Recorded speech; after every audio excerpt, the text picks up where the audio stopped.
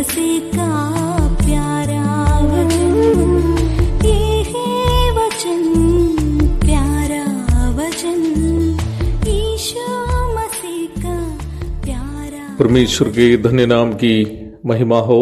प्रभात मनन के सत्र 1574 में आप सभी का बहुत ही विनम्रता के साथ स्वागत करता हूं। आइए आज के मनन के लिए हम पढ़ते हैं तीमुथियुस को भेजी गई दूसरी पत्री अध्याय 4 पद 1। परमेश्वर और मसीह यीशु को गवाह करके जो जीवितों और मरे हुओं का न्याय करेगा और उसके प्रकट होने और राज्य की सुधि दिलाकर मैं तुझे आदेश देता हूं। तीमुथियुस को प्रेरित पौलुस के द्वारा भेजी गई दूसरी पत्री के सबसे अंतिम अध्याय में हम प्रवेश कर चुके हैं। इस अध्याय भावुकता भरा एक अध्याय है, क्योंकि इस अध्याय में हम जो भी बातों को देखते हैं वे सभी महान प्रभु के दास प्रेरित पौलुस अपने सांसारिक जीवन काल के अंतिम क्षणों में अपने प्रिय शिष्य तीमुथियुस के लिए लिखकर भेजी गई बातें हैं। इस पत्री की रचना के कुछ दिनों के पश्चात दुष्ट रोमी सम्राट नीरो के सैनिक के तलवार के आगे आनंद के साथ अपना गला दिखाकर प्रभु के इस महान दास उस प्रभु के पास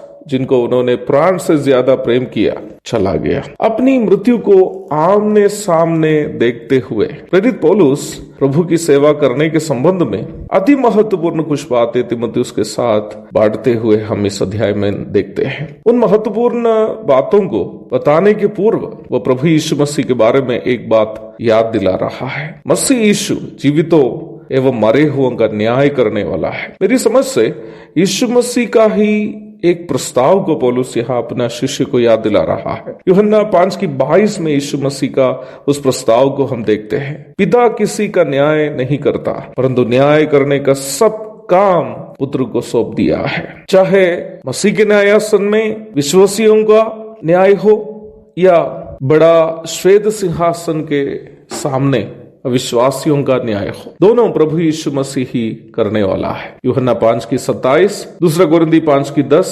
प्रकाशित वाक्य अध्याय 20 पद 11 से 15 तक। न्याय करने वाला यीशु मसीह के बारे में तीमुथियुस से यह बताने के पीछे पौलुस का विशेष एक उद्देश्य है। पौलुस अब कुछ ही दिन संसार में रहने वाला है। तीमुथियुस एक ऐसी कलीसिया में सेवा कर रहा है जो झूठी शिक्षकों के प्रभाव में डूबी हुई है। झूठे शिक्षकगण प्रभु की सेवा को अर्थात सुसमाचार प्रचार तथा वचन की शिक्षा देने की सेवा को अपना व्यक्तिगत लाभ के लिए शोषण कर रहे थे। एक जवान मसीही प्रचारक के रूप में तीमुथियुस भी झूठी शिक्षा एवं सांसारिक दास से प्रभावित हो जाने की पूरी संभावना थी। इसलिए पौलुस तीमुथियुस को चेता रहा था कि चाहे जीवित रहे या मृतक, यीशु मसीह के सामने हिसाब देने के लिए हर किसी को अवश्य खड़ा होना पड़ेगा। और वहां न्याय करने का मापदंड क्या होगा? वह मापदंड केवल और केवल सुसमाचार ही है। रोमी 2:16 पढ़िएगा। चाहे विश्वासी या अविश्वासी,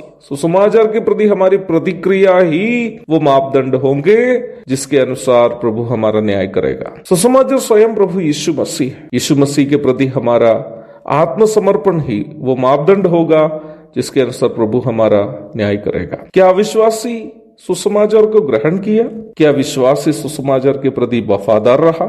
यही सवाल विश्वासी और अविश्वासी का न्याय करने का मापदंड होंगे मसीह के न्यायासन के सामने और सफेद सिंहासन के सामने। यदि अविश्वासी सुसमाचार का ग्रहण किया तो वह नरक से बच जाएगा। यदि विश्वासी सुसमाचार के प्रति वफादार रहा तो वो प्रभु से प्रतिफल पाएगा। सुसमाचार ही न्याय करने का मापदंड होगा। इसलिए सुसमाचार के प्रति वफादारी के साथ हमारा शिष्य जीवन बिताने के लिए प्रभु हमारी मदद करे। प्रभु के धन्य नाम की महिमा हो। आमीन।